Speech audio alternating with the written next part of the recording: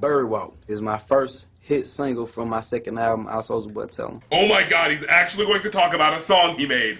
How basically this song came about, man, same formula as Crank That, you know what I'm saying, another dance. And he admits that he's ripping himself off. Classic.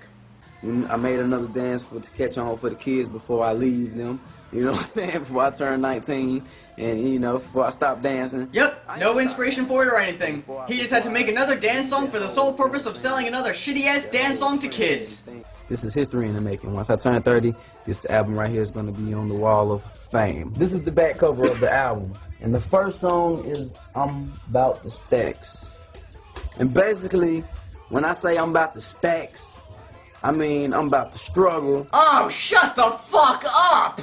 I told you at one time personally we were talking when all that rah-rah was going on with a certain older rapper. It's my Ice-T. Oh, yeah. Oh yeah, this is the part where he gets into it with Ice-T. The internet battle between young and old. Maybe Soulja Boy can help shed some light on the subject. Yeah, so what does Ice-T have to say about the matter? Shit is garbage.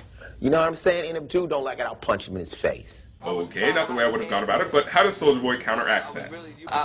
You ought to be commended on how you handle it. Nigga Ice-T old as fuck, man. Okay, looks like no one's gonna go about this the right way. Look, Ice-T was wrong for saying Soulja Boy was single-handedly responsible for killing hip-hop, but at the same time, he made some points that Soulja Boy would be wise to listen to. However, while Soulja Boy getting in such a position in such a short amount of time is something to behold, and he brings up that there was a more mature way for him to handle it, Soulja Boy could have at least listened to what he had to say. However, now that the smoke is cleared and since this is his documentary, Soulja Boy will probably use this movie as a vehicle to ultimately have the last word on the situation. This nigga owned up to be my great-grandfather. He's the forefather of my nuts. That doesn't make any sense.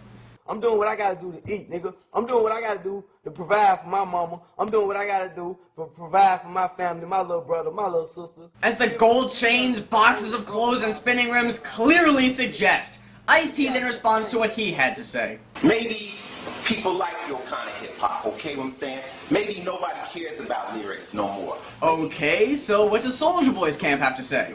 That's like seeing Michael Jordan drive by a park with some cats playing ball, and then he be like, man, look at him over there playing basketball. He mad, because they not in the NBA at that point from where he looking at it. But I thought you loved the game. No, that's not similar at all.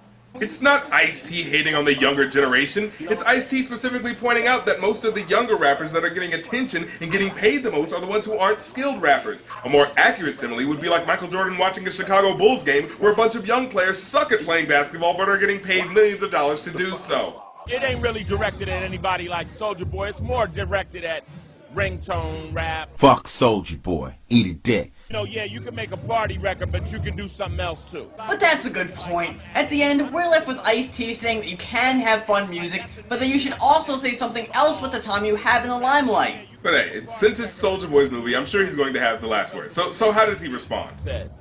My album dropped December 16th. Wait, what? Ice-T ends the chapter actually having a valid point, and they don't let Soulja Boy rebut it? Don't you people know how to make propaganda? My best friend A-Reb, you know, I've been knowing him since the 7th grade. He ain't on the album. Oh no! That guy that didn't really do much anyway won't be on the next album? A travesty!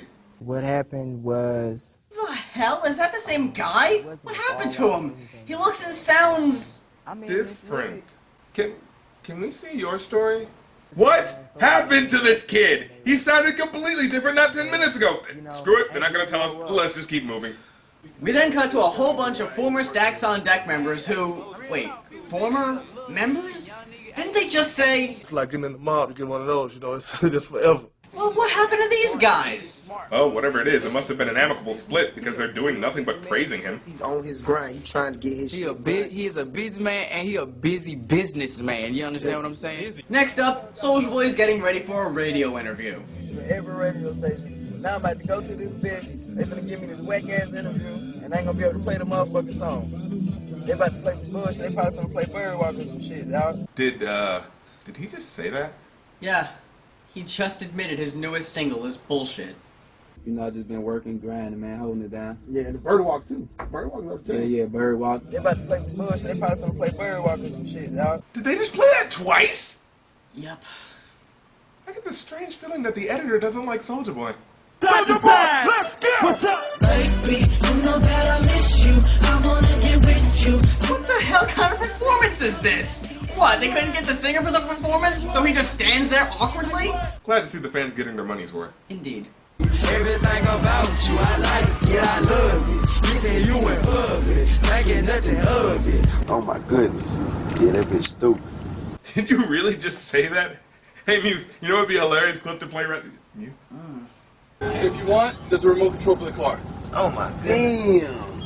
Remote control. I'm making you a gold case one. I'm making you one with black diamonds, gold case one. That's gonna come with the car. That shit never gave you niggas money. He didn't actually just say that, did he? Ah, dude, this nigga got a remote control Lamborghini chain. Nigga gonna be like, what the fuck? They should have never gave you niggas money. He didn't just... Is he really saying that? God, it was funnier when I was dreaming. That settles it. You're officially a self-parody. Hey Muse, the movie's trying to force some tension into this third act. Pay attention. What? Is that a remote control chain? What the hell did I miss? Not much, but here's where things are going to get serious. Soulja Boy's about to find out that if you have a month's paycheck dangling off your neck, some people might, gasp, get a little bit more than just jealous. You have thousands of dollars at your disposal, and you use it to buy, quite literally, useless chains. Which probably wouldn't be so bad if we didn't live in a world where some people enjoyed eating. We're then introduced to Tyrell, aka Q, a former affiliate of Soulja Boy's whom he had a falling out with. But why exactly? A nigga came to my house, stuck me up, threatened me and my family, and said, nigga, if you don't get this bread from Soulja Boy, tell him, you dead, nigga. You gone. Okay, so that's the scenario we're dealing with here. My question is, why didn't Q tell Soulja Boy about this? I mean, if the ultimate goal is to rob Soulja Boy, how did they figure he had access to get that much money out of his bank account? I mean, you just can't take that much money out of a bank account without the person being there or something similar. Either way, you need the bank account holder's permission. This guy's his personal assistant, not a damn accountant. As soon as that happened, why the fuck you ain't call me and say, man, Soulja Boy, a nigga put a gun to my head and I need $45,000? Yeah, I'm actually siding with Soulja Boy on this one. Police are not going to sit outside just because I said I feel for my life. Georgia doesn't have witness protection. So if I would have told them who these guys are, which I know who these guys are, I know for a fact, they would have done and fulfilled the threats that they came with and what they said they would do. So, you still could have called Soulja Boy. I was at my crib, you know what I'm saying? I had my album release party at my club that night. So two of my homeboys was in the living room, me and A-Rab, we was in the studio recording, and you know, somebody kicked in the door. You know, one dude ran in, put the AK to my homeboy head, put him on the floor. Oh yeah, that did happen, didn't it? Now, I don't want to joke about this. Someone's life being threatened is not funny. And the fact that this happened, especially from a possible former friend, is terrible. And I don't wish death on the guy. Well, man, maybe this life-threatening event will reflect in his music somehow. Maybe it will make him think more about his performances and his music. DeAndre Way, this album is a classic. Some of the realest shit I ever wrote. Oh yes, the DeAndre Way, his most personal album yet, with song titles like Hey Cutie, 3,100 Million, the infamously deep and moving Pretty Boy Swag, and the shamelessly titled Grammy. I would say, don't judge a book by its cover, but I don't think Soulja Boy's going to surprise us. A lot of people don't understand that this young man's struggle is my struggle. You know, when he went and made his records and made his name and did what he had to do, that's the same struggle that I went through. After the appearance of Snoop Dogg, I guess to negate the whole West Coast old school rapper appearance from Ice-T, we finally get his third album release date. And after TV show interviews, meet and greets, radio shows, and other promotional material, it tanked. And it's always kind of funny to see a guy who based his whole persona off how hot he was as a rapper deal with such an epic erosion of fan dedication, because out of nowhere, they become real humble. Seriously, what happened? He had 3 million records the first time, 1 million the second, then barely anyone buys the newest one. I guess most people figured that they didn't want to buy the same album 3 times. At the end of the day, you're dealing with a guy that first of all does love hip-hop. Really? Really? Really? This guy? Really? I'm into money. Okay, you know him better than I do. Jay-Z, he just getting his first #1 hit with Alicia Keys, New York.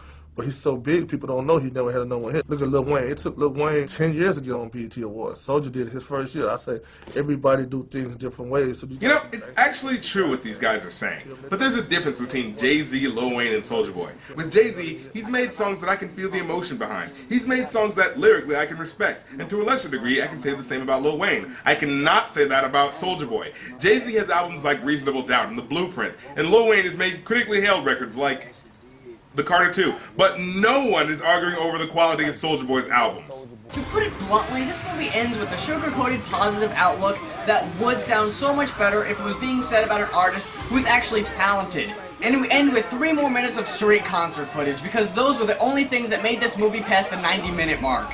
This was an abysmal waste of time. Why did I do this? I don't know. I'm Muse. And I'm gonna go hit someone. But you're gonna pay me for gas, right? I go back to bed, turn my swag on, took a look in the mirror, said what's up, yeah.